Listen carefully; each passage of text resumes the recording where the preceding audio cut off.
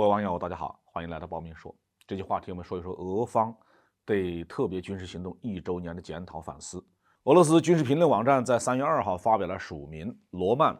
斯科莫洛霍夫的文章，对俄军特别军事行动1周年的情况进行了一些检讨。我们平常听到了很多西方媒体、西方政府、西方的一些研究机构和智库关于乌克兰战争1周年的一些总结一些分析。现在我们不妨来听一听俄罗斯人自己对这场战争是怎么反思的。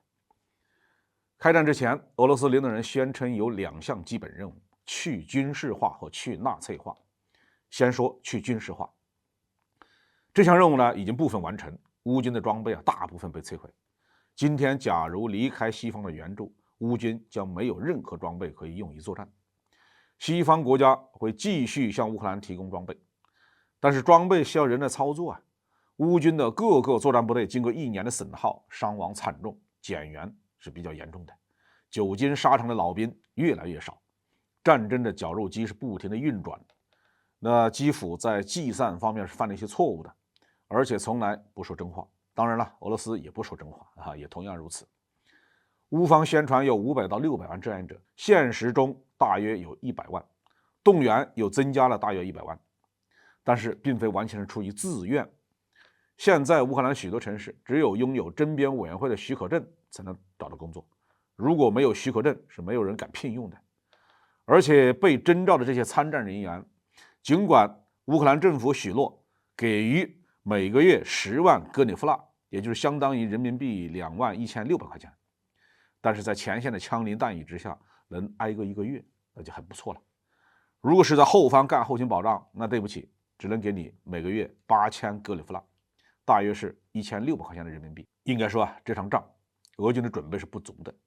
1年前越过乌克兰边境的部队随行任务的时候受挫，下达任务的人根本不掌握乌克兰的内部形势。乌军从最初几天几周的惊慌失措中清醒过来之后开始抵抗，但是发生的事情已经无法更改。90%是因为军队的领导对特别军事行动的目的、任务理解太差，留下了关于人道战争的沉痛教训。俄罗斯指挥部对目的、任务没有明确的认识，特别军事行动变成了伤亡惨重的散布，没有预料到会出现数百万乌军，其背后还有北约的数百万军队。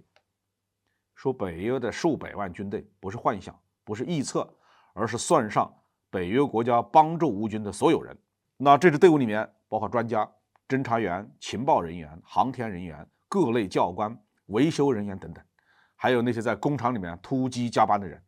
他们为乌军生产122毫米炮弹。在乌克兰边界后面有军队，他们的一部分已经出现在了边境的一侧。从无线电台中能够听到英语、西班牙语、波兰语，更是经常听到。亲眼目睹有阿塞拜疆人、波兰人，甚至还有美国黑人。由于轻敌俄军绵延数公里的车队，遭到了乌克兰炮兵、无人机飞手、破坏侦察群和民众的攻击。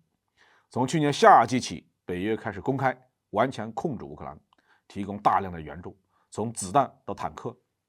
乌军的指挥系统迁到了纵深后方，俄军的武器鞭长莫及。对于美国人来说，死多少乌克兰人无关紧要，而俄方就必须处处小心，以防止造成人道主义的灾难。情况越来越清楚，乌军的推进与政治需要与美国的需要是紧密相关，但是绞肉机消灭的是前线双方的人员，对军人的士气和后方民众的心理状态产生消极影响。困境局势对俄罗斯和乌克兰是一样的。再说去纳粹化，仗打到这个程度，让乌克兰人摆脱广场集会的病毒，重返斯拉夫大家庭已经无从谈起，已经没有乌克兰人在幻想与俄罗斯温柔的拥抱。巴赫穆特和乌格列达尔发生的事告诉乌克兰人，和解看上去不太现实，仇恨已经深入到乌克兰人的大脑。俄罗斯只有一种方案，在完全击溃乌军之后，建立亲俄当局。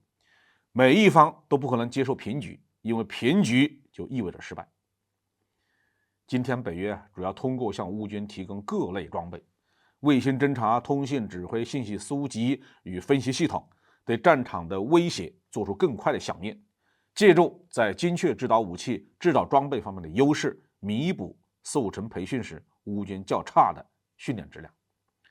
俄罗斯呢，将进行全国动员，军工综合体转入战时体制，全面提升产能，为军队提供现代化的武器装备，